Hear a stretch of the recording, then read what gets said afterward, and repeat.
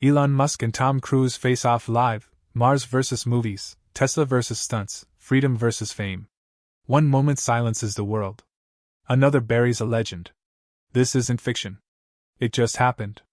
The X-Vision Global Summit wasn't meant to be a battleground. It was a live-streamed spectacle merging tech and entertainment, a polished fusion of red carpet and lab coat. Held in Los Angeles, it drew leaders from every major industry. Sponsors called it a celebration of innovation. Internally, some described it as a power contest between futures imagined and futures being built. Tom Cruise was the evening's host. His latest film, Starfall, had returned him to global relevance. He stepped onto the stage like he was walking into a camera frame, sharp suit, bright grin, every motion choreographed. The room was his. Until it wasn't. Elon Musk arrived without ceremony. No entourage, no rehearsal. He sat quietly in the guest seat, hands folded. He wasn't promoting a movie. He wasn't acting. He had brought something else: data, vision, and a willingness to confront spectacle with substance. In the early minutes, Cruise kept control. He joked about Mars, SpaceX, and Tesla's updates. "I made a universe look real for $175 million, he told the audience. And Elon's trying to build one for real. That's what we call science fiction." The crowd laughed. Cruise smiled. He pointed at Musk. "You should join my next film, Elon. At least then people might believe you." Musk didn't laugh. He typed on his phone. A post appeared on X. "Hollywood tells stories. SpaceX writes history. Watch." The post went viral before Cruise could finish his next sentence. The tone shifted. Phones lit up across the auditorium. The laughter thinned. Still, Cruise continued. He mocked Tesla's self-driving software, called X a digital dumpster, and claimed real leadership meant being an icon people trust. At each turn, Musk answered not with words but footage, stats, and tools. But nothing up to that point prepared the audience, or Cruise, for what came next. Musk stood without warning and walked to center stage. He took the mic. "You want to talk about inspiration, Tom?" he said calmly. "Let's talk about impact." He gestured. The screen behind him lit up. A SpaceX rocket launch. A Tesla avoiding a crash. A teacher in Casablanca broadcasting lessons via X. Cruise gripped his mic tighter. "It's still just noise, Elon," he said. "The world doesn't need data. It needs dreams." Musk didn't reply. He simply opened a file. A digital folder appeared on screen labeled "Cruise, the Hidden Truth." The crowd fell silent.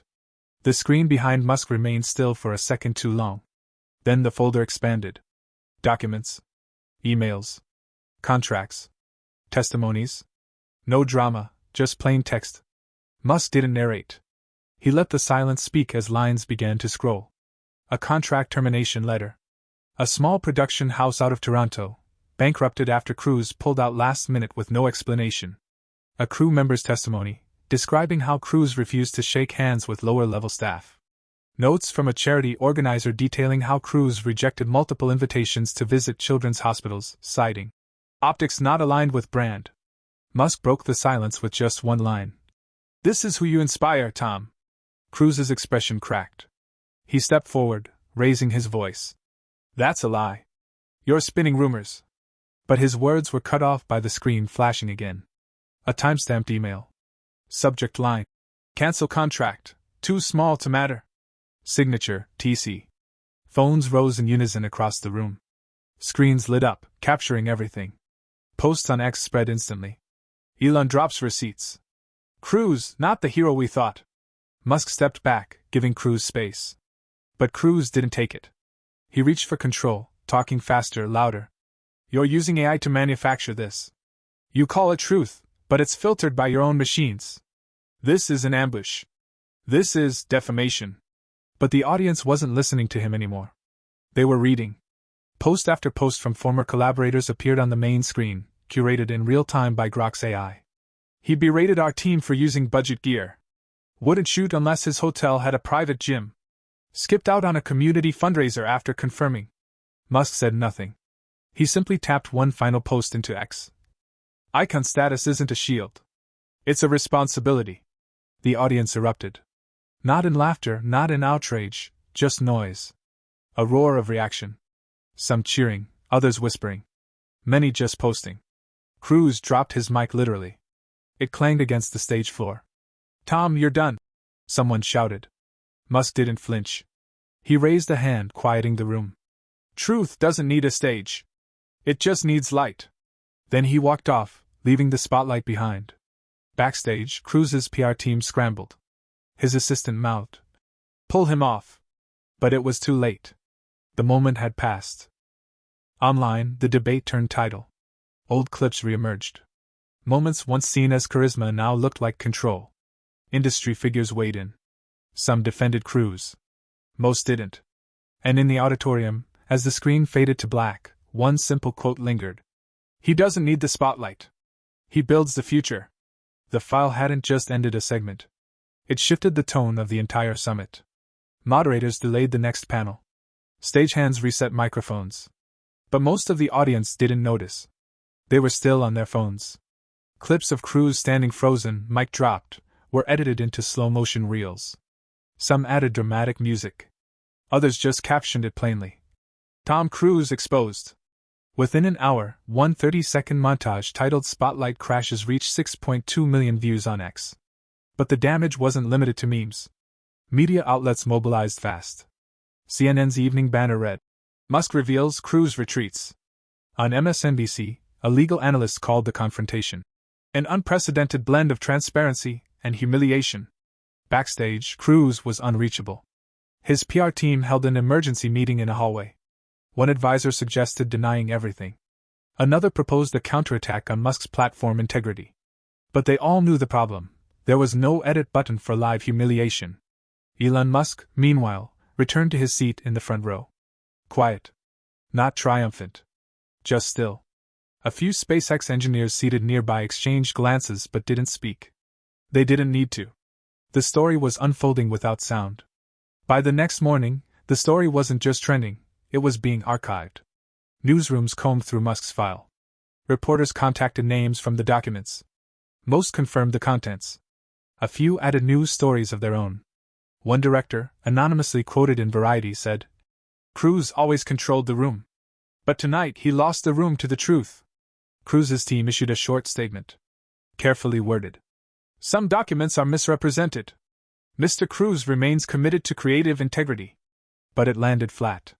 The top reply on X simply read, "What about the charities?" Within 24 hours, an unexpected voice entered the conversation, Keanu Reeves.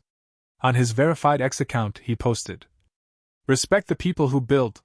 Elon did that. That's leadership. No hashtags. No tags. Just a sentence. It was shared over 1 million times. By evening, Cruise's scheduled late-night appearance was cancelled. Due to scheduling conflicts.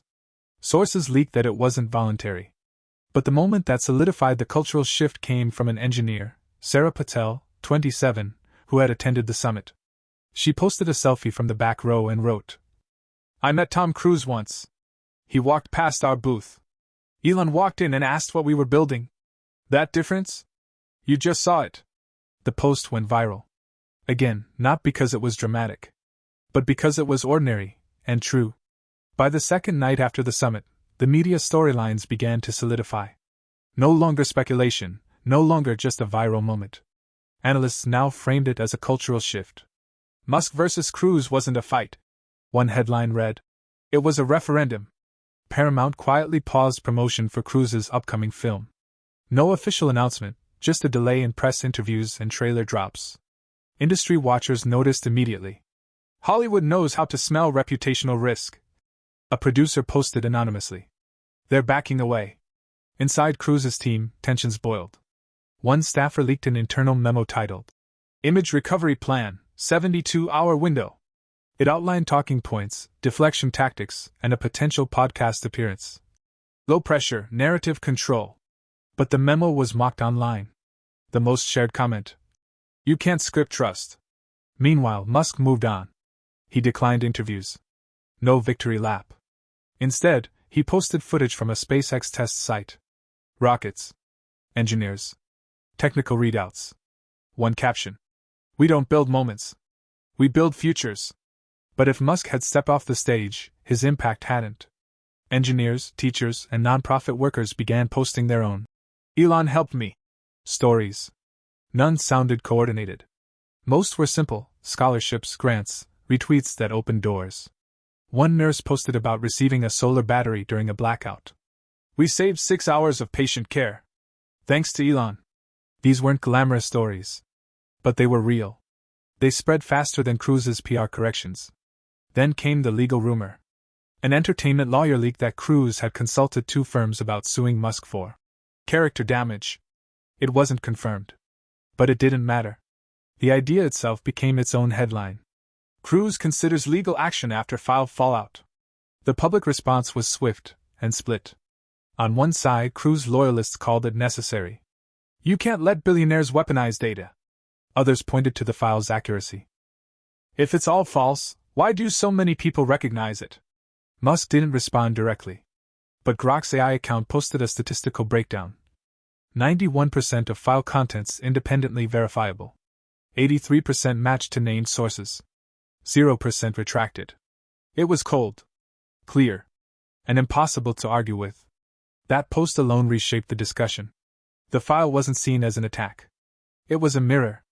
And Tom Cruise, for all his roles, couldn't act his way past the reflection. 2 full days after the summit, Cruise's team released a video. Just under 2 minutes long. He sat alone in a dim studio, plain background, no music. The lighting was soft, not dramatic. He wore a gray sweater, casual, approachable, rehearsed. "I've always believed in the power of stories," he began, eyes steady. "But sometimes, things get taken out of context." He didn't name Musk. Didn't reference the file. He spoke vaguely of misunderstandings, pressure, missteps. Then a pause. "If anyone felt hurt or misrepresented by how I've carried myself, I'm sorry." That line circulated quickly. Some called it growth. Most called it too late. One reply, with over 200,000 likes, read, "If you were sorry, you wouldn't have needed a file to show us." No one dissected the apology more than entertainment journalists. A panel on a nightly news show broke it down like film. "He's delivering it like a scene," one host said. "Look at the cadence. The half smile. That's not regret. That's performance." Meanwhile, at SpaceX HQ, Musk remained characteristically silent on the matter. He posted only one clip that day, a time-lapse of engineers assembling a rocket engine. The caption was a single word: focus. But the world wasn't moving on just yet. In tech forums, the debate took a different shape. What happens when truth becomes entertainment? Was Musk right to share the file? Was Cruz's downfall fair? It wasn't just about them anymore. It was about standards, celebrity, platform, and power. Even late-night hosts joined in. One joked, "Cruz spent his career dodging explosions. Turns out, truth was the one thing he couldn't outrun." That week, 3 former assistants came forward. Quietly. Without drama. Just verified statements to a media outlet. Each confirmed an incident from the file. Each said they left the industry afterward. One quote hit hardest. "It wasn't the yelling. It was the silence that followed. Like we didn't matter." It was reposted thousands of times. Because it didn't sound bitter. Just tired. The Cruz brand, the unbreakable, untouchable icon, was now wrapped in qualifiers. Former star. Once beloved. Now embattled. Meanwhile, Musk's projects saw a spike in support. New donations to SpaceX's STEM fund surged. The Tesla website saw increased traffic. Even X, so often criticized, gained 460,000 new verified users in 48 hours. He hadn't asked for praise. He hadn't claimed victory. And that, some said, was why he won. By the end of the week, silence became Tom Cruise's only strategy. He canceled every remaining public appearance. Sponsors paused contracts. A travel brand removed his face from an ad campaign without explanation. Industry chatter turned clinical, agents saying phrases like liability optics and audience trust index. He didn't go dark. But his posts became generic. Old photos. Vague captions. Grateful for the journey. Comments were locked. The industry response wasn't loud. It was administrative. Studios quietly reassessed insurance clauses. Streaming platforms began promoting other projects. Talent managers moved newer names to the front of the call sheet.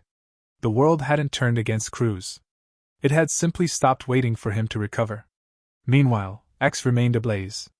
Not with outrage, but with evaluation. Musk's moment had become a case study. Professors, analysts, even digital rights advocates weighed in. One law professor wrote, "Musk didn't destroy Cruz. He displaced him. That's harder to recover from." In that same post, she added, "This wasn't a scandal. It was a reallocation of credibility." It was reposted by engineers, then screenwriters, then students. The file never needed defending. Its strength was in what it didn't say. No accusations. No adjectives. Just logs, receipts, quotes. Musk never had to explain it. He just released it. And because he never asked the public to care, they chose to. By the weekend, a Reddit thread titled, "Why did Musk's file work?" hit the front page. Top comment, "Because it wasn't revenge. It was removal. Elon didn't attack Tom. He just gave people information and stepped aside." The story began reaching other industries. Tech companies issued internal memos about accountability and leadership perception. A nonprofit CEO posted, "This whole Cruz moment reminded me why we need transparency, not polish." Even Trump commented again. One sentence on X. "Cruz was always fake. Elon's always been real." It was viewed 14 million times in 12 hours. The comment sections weren't just noise anymore. They were layered. "I used to love Tom. But I trust Elon. I don't even like Musk, but he didn't lie. I worked on a set with Cruz.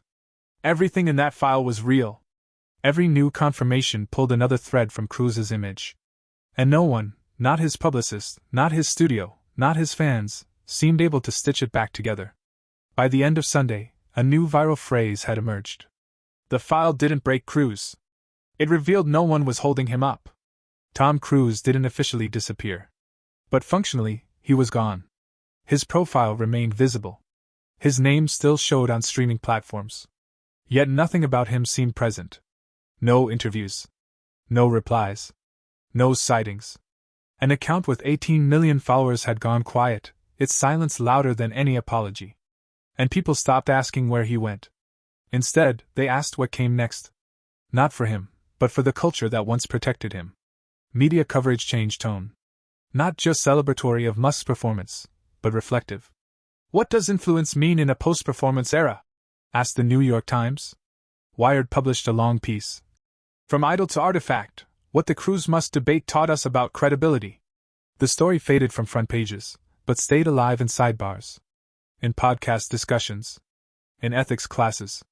A quiet but permanent shift. Musk, for his part, never returned to the summit stage.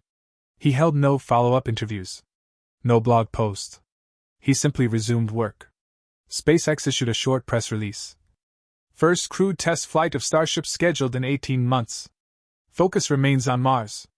The announcement landed not as a business update, but a closing argument. Not that he had won anything, but that he had never needed to. The audience had made its choice. Not for a personality, but for a principle. At Tesla's Asheville facility, a group of interns taped a line from the summit wall in their break room. "I don't need the spotlight. I build the future." No one credited it aloud. But everyone knew where it came from. A month after the summit, Cruz's PR team issued one final statement. "Mr. Cruz has chosen to take time away to reflect and prioritize private endeavors." The response was minimal. One top comment under the post. "He didn't step away. The world stepped past him."